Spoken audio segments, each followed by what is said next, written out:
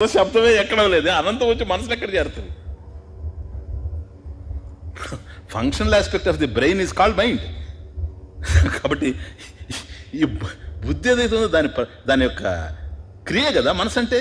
బుద్ధి ఇంత కదా. ఒకసారి ఆలోచించండి. అంటే మీరు ఎందుకంటే మనకి ఇవ్వట్లేరే, ఒకవేళ ఇచ్చాడు బోలా నువ్వైపోవడం కాదు, అనంతం ఇచ్చాడు ఎక్కడ పెడతావు అంటున్నా. You understand my question? నేను చెప్పనా ఎక్కడుండేదాన్ని అక్కడ పెట్టాడు.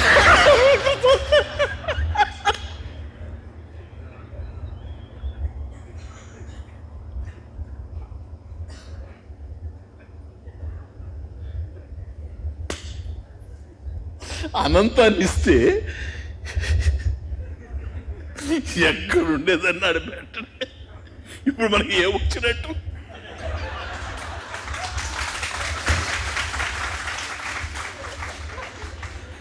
అదే రావడం అంటే ఏది రావడం లేదు, అవసరం లేదు. ఎందుకని? అనంతం నువ్వు అయినావు కనుక. అందుకని చూసారా, ఇది అనంతం. తత్రకో మోహ కహ శోక ఏకత్వం అనుపశ్యత. ఏకత్వం, అనంతాన్ని దర్శించేవాడికి ఏది మర్చిపోయినారా? ఏ ఉపనిషత్తు ఇది? చెప్పాను కదా, ఏకత్వం అనుపశ్యత. ఏకత్వాన్ని దర్శించేవాడికి తత్రకో మోహ కహ శోక. నాకు అది కావాలా ఇది కావాలనే మోహం ఎక్కడుంది? ఇది పోయింది అది పోయింది అనే శోకం ఎక్కడుంది? ఎందుకని? అనంతం ఎక్కడుండేది అక్కడ ఉండడమే. ఒక్కసారి ఎగిరిపోయినాయా డిజైర్స్ అన్ని? అది సోష్ణుతే సర్వకామాన్. రేపు రేపు అర్థమవుతుంది. దేర్ఫోర్ ఇది అనంతం అంటే. అనంతం అంటే ఇది. అందువల్ల ప్లీజ్ కంక్లూడ్ చేస్తున్నాను, వినండి. మన నారద మహర్షి, నారదుడు మనది సరే వదిలిపెట్టండి, మనకి ఎంత జ్ఞానం ఉండేది. నారం దదాతీతి నారదః, జ్ఞానాన్ని ఇతరులకు ప్రసాదించేవాడు నారదుడు. వాల్మీకి జ్ఞానం ఇచ్చాడు, వ్యాసుడి జ్ఞానం ఇచ్చాడు. వ్యాసుడు బాధపడుతూ ఉంటే భాగవతం రాయమన్నవాడు, సరేనా? వాల్మీకిని ప్రభావితం చేసి రామాయణం రాయించిన వాడు చిన్నవాడా? ధ్రువుడికి ఓం నమో భగవతే వాసుదేవాయ అనేటువంటి దివ్య మహామంత్రాన్ని ఉపదేశించి తరింపజేసిన వాడు. అటువంటి నారదుడు ఒకసారి సనత్ కుమారుడు దగ్గరికి వెళ్ళాడు. This is Chandogyopanishad. తత్వమసి 6th chapter, this is 7th chapter. Shvetaketu 6th chapter చాందోగ్యంలో. మీకు అది చెప్పాను, ఇది ఇంకోసారి చెప్తాను. అద్భుతమైన డిస్కషన్ అది. ఏది దక్షిణామూర్తి దగ్గర విన్నాడే కూర్చొని, సనక, సనందన, సనత్ కుమార, సనత్ సుజాత, ఆ నలుగురు మహర్షుల్లో దగ్గరికి వెళ్ళాడు. సనత్ కుమారుడి దగ్గరికి వెళ్ళాడు నారదుడు. ఉపనిషత్తులు మా తమాషా చెప్తాడు, చాలా జాగ్రత్తగా వెళ్ళాడని చెప్తాడు. ఎందుకంటే అందరికీ తెలుసు కదా, నారదుని తెలియని వాడు ఎవడు ఉన్నాడు? అందువల్ల తెలిసినవాడు అన్ని చోట్ల తిరగలేడు. తిరగాలని ఉండినా ఇప్పుడు అందరూ అన్ని చోట్ల తిరగలేడు. ఇప్పుడు నాకు కూడా ఉంటుంది, ఓల్డ్ సిటీ పోతే బాగుంది. ఓల్డ్ సిటీ పోవాలంటే సికింద్రాబాద్ దాటుకొని అది దాటుకొని పోవాలి, అబిడ్స్ దాటుకొని. ఏడాది ఎక్కడ చూసినా పట్టుకుంటారు కదా పోలీసులు, దొంగను పట్టేట. అందువల్ల నారదుడు కూడా జాగ్రత్తగా వెళ్ళి ఆయన దగ్గరికి వెళ్ళాడట. చూస్తానే నిన్ను ఎక్కడో చూసినట్టుగా ఉంది, నువ్వు నారదుడు కదా, క్లియర్గా తెలుస్తుంది కదా వేషం. అవును, ఏంటమ్మా ఇక్కడికి వచ్చావు నువ్వేంటి? ఏం లేదు సార్, మీ దగ్గర కొద్ది జ్ఞానం పొందాలి. నారదుడు. సనత్ కుమారుడు అన్నాడు, సరే చెబుతా, నీకేమేం తెలుసు అని.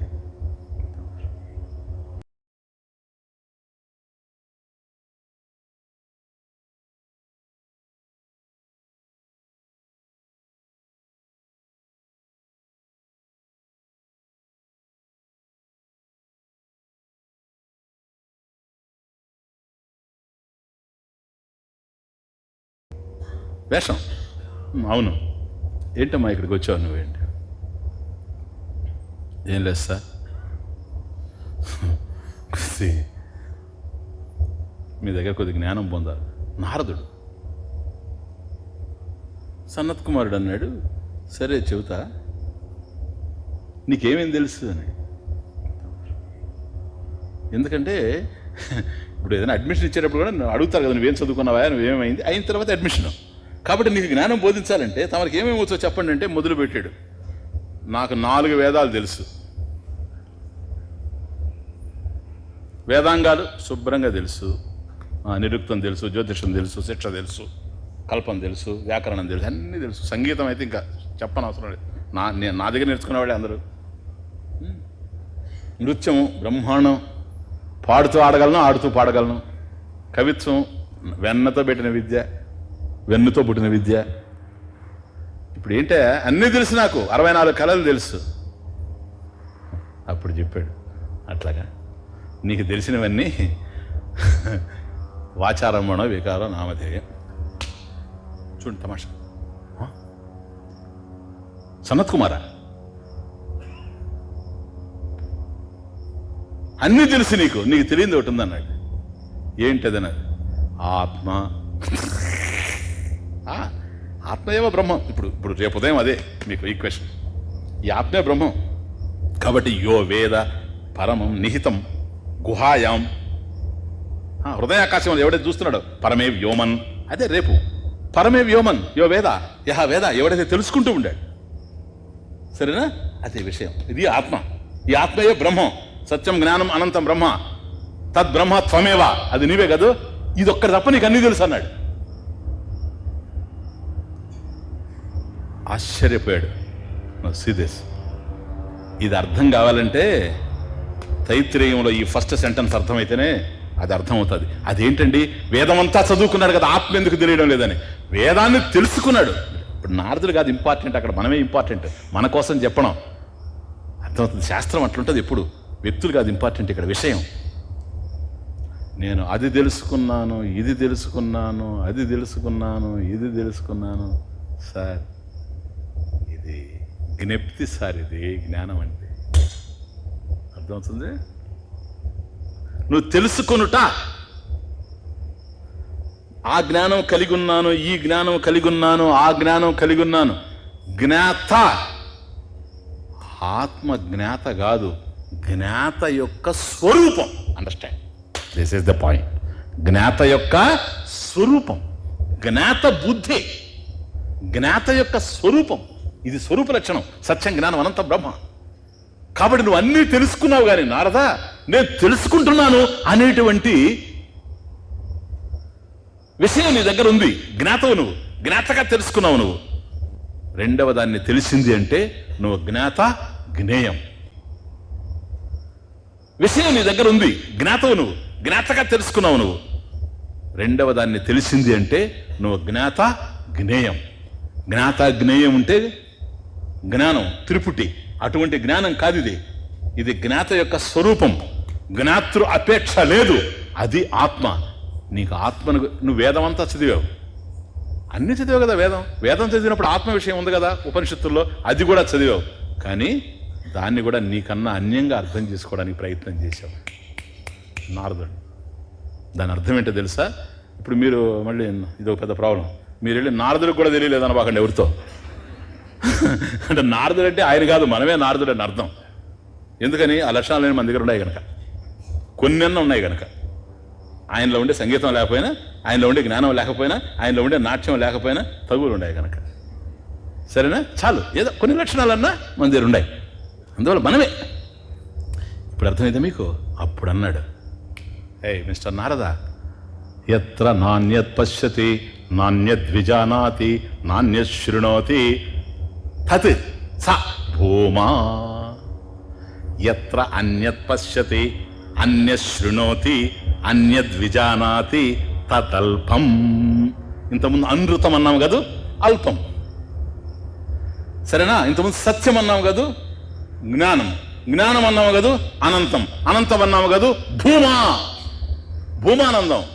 భూమా అల్పం కాదు, భూమానందం. కాబట్టి అన్యః చూడండి, అన్యః అన్యత్ పశ్యతి. ఈ ప్రపంచంలో ఎక్కడైనా ఒకడు మరొకరిని చూస్తాడు. అన్యః అన్యత్ పశ్యతి ఇది ప్రసిద్ధం లోకే. ఒకరు ఒకరిని చూడడం, ఒకడు మరొక దాన్ని తెలుసుకోవడం, ఇది ప్రసిద్ధం. అన్యః అన్యత్ పశ్యతి ఇది ప్రసిద్ధం లోకే.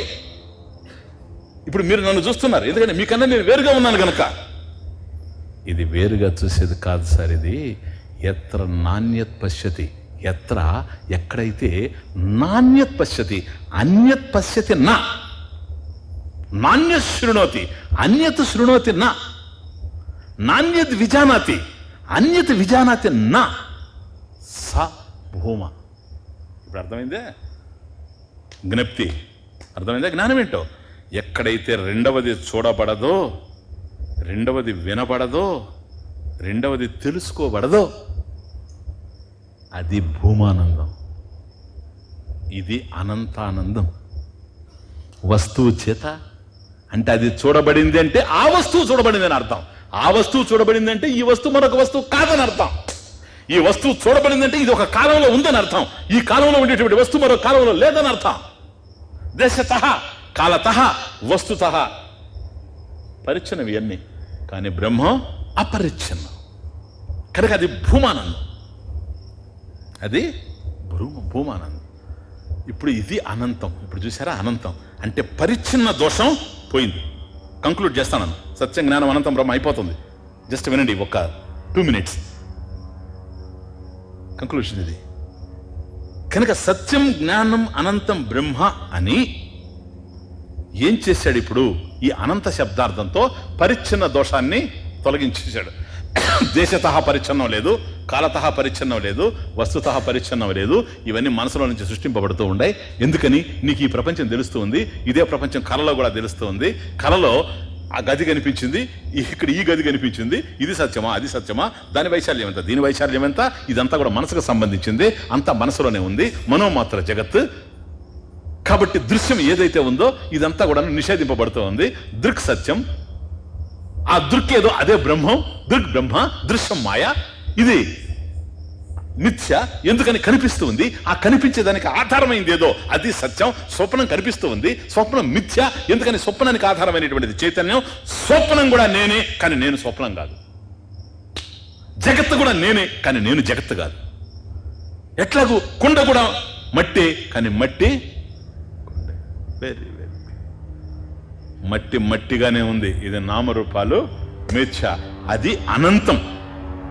కనుక పరిచ్ఛిన్నం ఉండేటప్పుడు ఏమండి, మీరు ఇట్లా రండి అన్నాం అనుకోండి. హే ఘట అనయ, ఆ కుండ తీసుకొని రా అంటే అక్కడుండే వ్యక్తి కుండ తీసుకొని ఇక్కడికి వస్తాడు. కానీ బ్రహ్మము చూడండి, అందమైన బ్రహ్మము కదలకనే అంతటికీ పోగలదు. అపాణిపాదో అపాణిపాదో జవనో గ్రహీత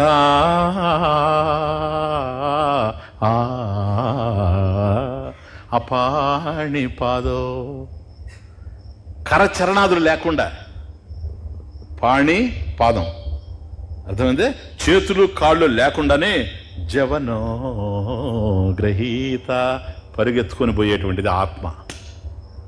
ఉపనిషత్తు డెఫినేషన్ చూడండి. అపాణిపదో జవనో గ్రహీత పశ్యత్యచక్షు సశృణోత్యకర్ణ. పశ్యతి అచక్షు, కళ్ళు లేకుండానే చూడగలదు. సహా శృణోత్యకర్ణ, సా శృణోతి అకర్ణ, చెవులు లేకుండానే వినగలదు. అర్థమవుతుంది ఇప్పుడు ఉపనిషత్ భాష. అపాణిపాదో జవనో గ్రహీత పశ్యత్యచక్షు సశృణోత్యకర్ణ సవేత్తి వేద్యం నచ తస్యాస్తి వేత్త తమాహురగ్ర్యం పురుషం మహాంతం. ఆ బ్రహ్మం ఎవరో తెలుసా? తం ఆహో అగ్ర్యం పురుషం మహాంతం. ఆయనే మహత్తరమైనటువంటి బ్రహ్మం. బ్రహ్మవిధి ఆపునతి పరం అంటున్నావే, ఆ పరబ్రహ్మం, సత్యం జ్ఞానం అనంతం బ్రహ్మ. ఆయనే ఎవరో తెలుసా? సవేతి వేద్యం. ఆయన అన్నిటినీ తెలుసుకునేవాడే గాని నచ తస్యాస్తి వేత్త, తనని తెలుసుకునేటువంటి తస్య వేత్త అస్తి నా, ఆయన్ని తెలుసుకునేటువంటి వాడు ఇంకొకడు ఎవడు లేడు. బ్రహ్మమును తెలుసుకోవడానికి నువ్వు వేరుగా ఉంటే ఆయన అబ్రహ్మం అయిపోతాడు సార్. ఎందుకని నువ్వు జ్ఞానం అవుతావు. ఇప్పుడు అర్థమవుతుందే? నేను బాగా పట్టుకున్న పాయింట్. తెలుసుకున్నట కాదు అని ఎందుకన్నా ఇప్పుడు అర్థమవుతుందే? జ్ఞానమును తెలుసుకున్నట కాదు, జ్ఞానము కలది అని కాదు. ఎందుకని? మరి నువ్వు బ్రహ్మాన్ని తెలుసుకుంటున్నాను అని అంటే నీ చేత తెలియబడితే నువ్వు తెలుసుకునేవాడివి, బ్రహ్మం తెలియబడితే బ్రహ్మం జడం. అర్థమవుతుందా ఇప్పుడు?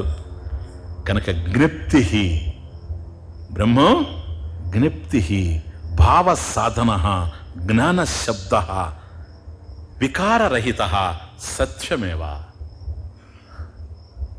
ఏ విధమైన వికారం లేదు కనుక నవ్యభిచరతి, సత్యం. భావ సాధన, జ్ఞప్తి, జ్ఞాన శబ్ద, జ్ఞానం బ్రహ్మ అనంతం. ఎందుకని? యద్ది నా కుతశ్చిత్ ప్రవిభజ్యతే ఇది అనంతం. దేని చేత కూడాను వేరు కావడం లేదు. కాబట్టి అదేంటి స్వామిజీ కాళ్ళు లేకుండా అక్కడికి పోతాడు ఏంటంటే, అక్కడ కూడా ఉన్నాడు. ఇక్కడికి ఎట్టపోతాడు, అక్కడ కూడా ఉన్నాడు. ఏంటి స్వామిజీ ఇక్కడి నుంచి అక్కడికి వెళ్ళి తెచ్చుకుంటాడా? అదే తమాషా. ఇక్కడి నుంచి అక్కడికి వెళ్ళి తెచ్చుకోవాల్సిన అవసరం లేదు. అందుకని ఇంతకుముందు చెప్పాను, అనంతాన్ని ఎక్కడ పెడతామంటే ఎక్కడిదక్కడ పెడతాను. అర్థమవుతుంది? అనంతం తానై ఉన్నాడు కనుక. కాబట్టి సత్యం బ్రహ్మ జ్ఞానం భవతి, సత్యం జ్ఞానం బ్రహ్మ అనంతం భవతి, అనంతం బ్రహ్మ సత్యం భవతి, సత్యం బ్రహ్మ జ్ఞానం భవతి, జ్ఞానం బ్రహ్మ అనంతం భవతి, సత్యం జ్ఞానం అనంతం బ్రహ్మ. ఎవరు? బ్రహ్మవిధి. సరేనా? బ్యూటీ ఏంటంటే కంక్లూషన్ అండి. సత్యము అనే పదాన్ని ప్రయోగం చేసి, పద్యతే అనేన ఇది పదం, లక్షణ పదం. సత్యం అనే పదాన్ని ఉపయోగించి ఆ సత్యములో లోపాన్ని తొలగించి, సత్యం అంటే ఉన్నదని కాదు, మనకు ఉన్నది ఏంటి? ఈ ప్రపంచంలో మార్పు చెందుతూ ఉండేది. అట్లా ఆ మార్పు చెందే లక్షణాన్ని తొలగించేస్తే మార్పు చెందకుండా ఉండేది సత్యమని. జ్ఞానము అంటే తెలుసుకునుట అని, జ్ఞానము కలిగి ఉండుట అని కాదు. కాదు, జ్ఞానము కలిగి ఉండుట కాదు, జ్ఞానమే తానై ఉండుట స్వరూపమని. ఇది ఉంది, దీని యొక్క ఆధారంతో తెలుసుకోవడం జరుగుతూ ఉంది. కానీ ఇది స్వప్రకాశంగా ఉంది. కాబట్టి తెలుసుకునేటువంటి త్రిపుటి అనేటువంటి లోపాన్ని తొలగించి, జ్ఞాతృ జ్ఞేయ జ్ఞాన భేదాన్ని తొలగించి, జ్ఞప్తి స్వరూపంగా జ్ఞాన శబ్దాన్ని వివరించి, అనంతము అన్నప్పుడు పరిచ్ఛిన్న దోషాలతో ఏదైతే ఉందో, ఇప్పుడు అనంతం అంటే చూడండి తమాషా. ఈ అనంతం అనే పదం కూడా మనకు తెలిసిందే, ఎందుకంటే మనకు తెలిసిన పదాలే వాడాడు. ఆకాశం అనంతం అంటాడు, అందుకని అర్థం కావడం లేదు మనకు. ఆకాశం అనంతం కాదు. అనంతం అని ఎందుకు అంటున్నామంటే విశాలమైందని నీ ఉద్దేశం. దేనికన్నా? పృథివీ తేజస్సుల కన్నా. కాబట్టి భూమి ఉంది, అగ్ని ఉంది, జలం ఉంది, వాయువు ఉంది, వీటికన్నా సూక్ష్మతరమైనటువంటిది కనుక ఆకాశం విశాలం అని నువ్వు చెప్తూ ఉన్నావు. కానీ ఆకాశం అనంతం కాదు. ఎందుకని? Space, it's a concept. Space is also collapsible modern science ప్రకారం. రేపు దేశము కాలం ఇవి కూడా నశించిపోయేటువంటివే. ఇది థియరీ ఆఫ్ రిలేటివిటీ. కాబట్టి దేశకాలాలు నశించిపోతాయి. అందుకనే దక్షిణామూర్తి స్తోత్రంలో మాయా కల్పిత దేశకాల కలన వైచిత్ర్య చిత్రీకృతం. కాబట్టి మాయతో కల్పించబడినటువంటి దేశకాలాదుల్లో ఏ విశ్వం అయితే తెలుస్తూ ఉందో జగత్ మాయా స్వరూపంగా, మిథ్యా స్వరూపంగా, దానికి ఆధారమైనటువంటి దక్షిణామూర్తి. అర్థమవుతుంది మీకు? కనుక అనంతం అనేటువంటి పదాన్ని నువ్వు ఇట్లా వాడుతూ ఉండినా, అనంతం అనే పదం నీకు తెలుసు, కానీ అనంతంలో ఉండేటువంటి పరిచ్ఛిన్నత్వం. ఆకాశం అనంతం అంటున్నావు, కానీ దాంట్లో పరిచ్ఛిన్న దోషం ఉంది. ఆ దోషాన్ని తొలగించి 3 పదాల్లో సత్యం, ప్లీజ్ జాగ్రత్త వినాలి, సత్యం, జ్ఞానం, అనంతం, ఈ 3 పదాలు నీకు తెలుసు. నీకు తెలిసినటువంటి పదాలు బ్రహ్మమును తెలియచేయలేవు, కానీ వాటిని లక్షణ పదాలుగా వాడి వాటిలో ఉండేటువంటి దోషాల్ని తొలగించేసి ఆ దోషాలు సృష్టించేటువంటి ద్వైతాన్ని నిరాకరించి, అండర్స్టాండ్, 3 పదాలను తీసుకొని ఆ పదాలలో సత్యంలో ఉండేటువంటి వికారం ఏదో ఆ వికారయుతమైనటువంటి దాన్ని తొలగించి జ్ఞానములో ఉండే త్రిపుటిని, జడత్వాన్ని, త్రిపుటి ఉంటే జడం ఉన్నట్టే కాబట్టి జడత్వాన్ని తొలగించి సత్యము ద్వారా వికారాన్ని తొలగించి జ్ఞానం అనేటువంటి పదంలో ఉండేటువంటి జడత్వాన్ని తొలగించేసి పరిశుద్ధమైనటువంటి జ్ఞానాన్ని నింపి అనంతంలో ఉండేటువంటి పరిచ్ఛిన్నత్వం ఏదైతే నీకు తెలుసు దాన్ని తొలగించి అపరిచ్ఛిన్నమైనటువంటి అనంతాన్ని ఆవిష్కరింపజేసి దగ్గరగా పట్టుకుపోయి సత్యం, జ్ఞానం, అనంతం అనే ఈ 3 పదాలు, ఇంతకు మించి అందమైన పదాలు లేవు బ్రహ్మమును తెలియజేయడానికి. బ్రహ్మమును తెలియజేయడానికి భాష సరిపోదు. యతో వాచో నివర్తంతే అప్రాప్య మనసా సహా, ఎక్కడికైతే వాక్కులు మనసు వెళ్ళి చెప్పలేక తిరిగి వస్తూ ఉన్నాయో అది బ్రహ్మస్వరూపం. అటువంటి దానిని నీకు నిర్దేశించడానికి, నిర్వచించడానికి, విపులంగా వివరించడానికి ఉన్న పదాల్లో అప్రోప్రియేట్ వర్డ్స్, సక్రమైనటువంటివి, సరిపోయేటువంటివేవో సూక్ష్మంగా దగ్గరగా సమీపంగా తీసుకెళ్లేటువంటి పదాలు వెతికినప్పుడు ఎంటైర్ మనకు ఉండేటువంటి పదాలన్నింటిలో 3 సత్యం, జ్ఞానం, అనంతం, వీటిల్లో కూడా ఈ దోషాలు ఉన్నాయి. సత్యంలో ఉండేటువంటి వికారాన్ని తొలగించి జ్ఞానంలో ఉండేటువంటి జడత్వాన్ని నువ్వు అర్థం చేసుకునే జ్ఞానంలో జడత్వం కాదు, నువ్వు అర్థం చేసుకునే జ్ఞానంలో ఉండేటువంటి జడత్వాన్ని తొలగించి, నువ్వు అర్థం చేసుకునే సత్యంలో ఉండేటువంటి వికారాన్ని తొలగించి, నువ్వు అర్థం చేసుకునేటువంటి అనంతంలో ఉండేటువంటి పరిచ్ఛిన్నత్వాన్ని తొలగించి ఈ 3 ఏదైతే వికారయుతంగా, ఏదైతే జడత్వంగా, ఏదైతే పరిచ్ఛిన్నత్వంగా ఉందో ఈ 3 సృష్టించేటువంటి ద్వైత ప్రపంచం, అజ్ఞానజనితమైనటువంటి ప్రపంచాన్ని కూడా తుడిచిపెట్టేసి పరిశుద్ధమైనటువంటి సత్యం, జ్ఞానం, అనంతం అయిందే బ్రహ్మము అని లక్షణంగా తెలియజేయడం జరిగింది. బ్రహ్మవిదాప్నోతి పరం, ఈ విధంగా తెలుసుకుంటే బ్రహ్మవిదుడు బ్రహ్మమును పొందుతాడు. లేదనుకోండి తెలుసుకునే కొద్ది దూరం అయిపోతా ఉంటాడు. బ్రహ్మవిదుడు ఉపనిషత్తు వింటూ ఉంటాడు, ఈ బ్రహ్మం నన్ను ఎప్పుడు ఉద్ధరిస్తాడని పైకి చూస్తాడు, ఇట్లా అంటే కింద లేడని ఆయన ఉద్దేశం. అర్థం కాక ఇదంతా అర్థమవుతుందే. అంతటా ఉండాలని తెలిసి పైన చూడు, నష్టం లేదు. కానీ పైనే ఉండాడు అనుకున్నాం అనుకో, చాలా డేంజర్. బ్రహ్మవిద ఆప్నోతి పరం తదేశాభ్యుక్త, దాని లక్షణం సత్యం, జ్ఞానం, అనంతం బ్రహ్మ. ఓకే, ఇప్పుడు బ్రహ్మం తెలిసిపోయింది నాయన. ఒకటండి, బ్రహ్మ విత్ ఆప్నోతి పరం 4 కదా. ఈ బ్రహ్మం అనే దానికి తదేశాభ్యుక్త సత్యం, జ్ఞానం, అనంతం బ్రహ్మ అక్కడే ఉంది కదా. బ్రహ్మవిద ఆప్నోతి పరం, ఈ బ్రహ్మ మళ్ళీ అక్కడ పోయి చేరింది. మొదట్లో అదే, చివరిలో అదే, ఆద్యంతాల్లో ఉండేది అదే, ఇంక రెండోది లేదు. బ్రహ్మవిద ఆప్నోతి పరం సత్యం, జ్ఞానం, అనంతం బ్రహ్మ. ఆ బ్రహ్మే ఈ బ్రహ్మ, దాని లక్షణం సత్యం, జ్ఞానం, అనంతం. ఓకే, ఇప్పుడు మన వాక్యం ఏంటంటే బ్రహ్మవిద ఆప్నోతి పరం, అది విషయం. బ్రహ్మమును తెలుసుకునేవాడు బ్రహ్మమే అయిపోతూ ఉన్నాడు. ఇప్పుడు మనం చేసింది ఏంటంటే ఇన్ని రోజులు బ్రహ్మ అంటే ఏమిటనేది తెలుసుకున్నాం. సత్యం, జ్ఞానం, అనంతం, ఇది పరమన్న బ్రహ్మన్న. అదే మధ్యలో 2 మిగిలిపోయాయి మనకు. విత్ ఆప్నోతి. స్వామీజీ విధుండి నేను తెలుసుకునేవాడిని కదా, నేను ఎప్పుడైపోతాను బ్రహ్మం అని. ఇప్పుడు అర్థమైపోయింది స్వామీజీ. ఏమర్థమైంది ఆయనకి? సత్యమని, జ్ఞానమని, అనంతమని, సత్యంలో ఉండే వికారాన్ని తొలగించి, జ్ఞానంలో ఉండే జడత్వాన్ని తొలగించి, అనంతంలో ఉండే పరిచ్ఛిన్నత్వాన్ని తొలగించి, అవి సృష్టించేటువంటి ఈ ద్వైత ప్రపంచాన్ని తొలగించి, అయితే ఇంకేమైందని, ఇంక నేను వెళ్ళిపోతాను, యాడికి పోతామని పోయి ధ్యానం చేస్తా. ఏమని ధ్యానం చేస్తావు? సత్యంలో ఇది మననం సార్, మననం సార్. నేను మొదటే చెప్పాను, నువ్వు ఏం చేసినా దూరం అయిపోతావని. మొన్న దశమో నష్ట ఆ సాధువు నిలబెట్టి, ఒరే అస్థి దశమహ 10వ వాడిని తీసుకొస్తాను ఆడు ఉండన్నప్పుడు ఏం చేయాలి? వాడు ఎత్తిగాడు అనుకో, ఆయన ఏం చేయలేడు. వాడు నోరు మూసుకొని ఉండాలి. కదలకూడదు. జలొచ్చినా కూడా తెలియకుండా గొక్క. ఎందుకో తెలుసా, ఆయన ఎట్లా ప్రొడ్యూస్ చేస్తాడో తెలియదు పదవాడిని. అది అతని చేతిలో ఉంది, గురువు చేతిలో. ఆచార్యవాన్ పురుషో వేద.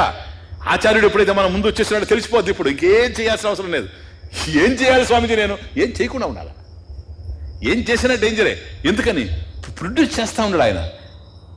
కాబట్టి ఇప్పుడు మనం ఏంటో తెలుసా, బ్రహ్మం గురించి తెలుసుకున్నాం కదా. మనకు మరి బ్రహ్మ వరకు బాగుంది, సత్యం జ్ఞానం అన్నది. నేను కావాలి కదా అది. ఇదిగో, యో వేద నిహితం గుహాయం పరమే వ్యోమన్. అదయ్యా విత్ కదా, బ్రహ్మ విత్, తెలుసుకునేవాడు. విత్ యహ వేద, విత్ ఇక్కడ ఉన్నాడు, తెలుసుకునేవాడు. యో వేద నిహితం గుహాయాం పరమే వ్యోమన్. మరి ఫలం తెలుసా? అప్పునోతనులా మనకు అది కావాలా? ప్రతిదానికి ఫలమే కదా. సోష్ణుతే సర్వకామాన్ సహ. ఇది కనుక అయిపోతే అన్ని కోరికలు నెరవేరిన వాడే అవుతాను. అన్ని కోరికలు అంటే మళ్ళీ జామకాయ తిని, మామిడికాయ తిని, అది తిని, ఇది చింతకాయ తిని, ఇది కాదు. ఎందుకు తినాల్సి వస్తుంది? తినదాన్ని తినాల్సి వస్తుంది. చూడాల్సి వస్తుంది? చూడని దాన్ని చూడాల్సి వస్తుంది. ఆ వెళితే లేనివాడే అయిపోతావు. ఎందుకని? అనంతం నీవే అయిపోతావు గనక. ఎప్పుడు అయిపోతాను? అయిపోయినావు. ఇప్పుడు అయిపోయినానా? అయిపోయావు. మరి తెలియలేదే. అదే జ్ఞానం. రేపు చెప్తా, అర్థమైందే? ప్లీజ్. బ్రహ్మవిదాప్నోతి పరం తదేశాభ్యుక్త సత్యం జ్ఞానం అనంతం బ్రహ్మ యో వేద నిహితం గుహాయం పరమే వ్యోమన్ సోష్ణుతే సర్వకామాన్ సహా బ్రహ్మణ విపశ్యతేతి. మంత్రం ఇది కదా, వాక్యము, సూచన, మంత్రం. రేపు మీకు ఇది చెప్తాను. ఏమిటో తెలుసా? బ్రహ్మం అయిపోయింది. బ్రహ్మాన్ని గురించి మీరు తెలుసుకున్న సత్యం జ్ఞానం అనంతం బ్రహ్మం అని. ఇప్పుడు కావాల్సిన ఈక్వేషన్, నేనే బ్రహ్మం అని తెలియాలి. ఇప్పుడు టుమారో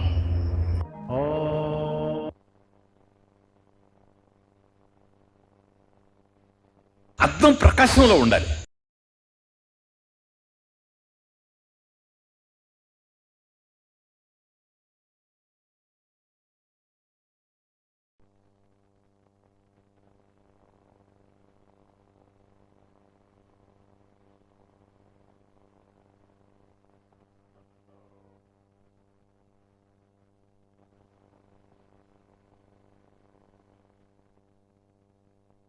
స్వస్తి ప్రజాభ్యః పరిపాలయంతాం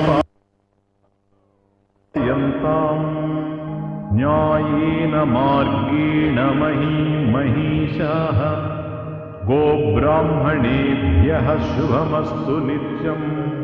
లోకాః సమస్తాః సుఖినో భవంతు. కాలే వర్షతు పర్జన్యః పృథివీ సస్యశాలినీ. దేశోయం క్షోభరహితః బ్రాహ్మణాః సంతు నిర్భయాః.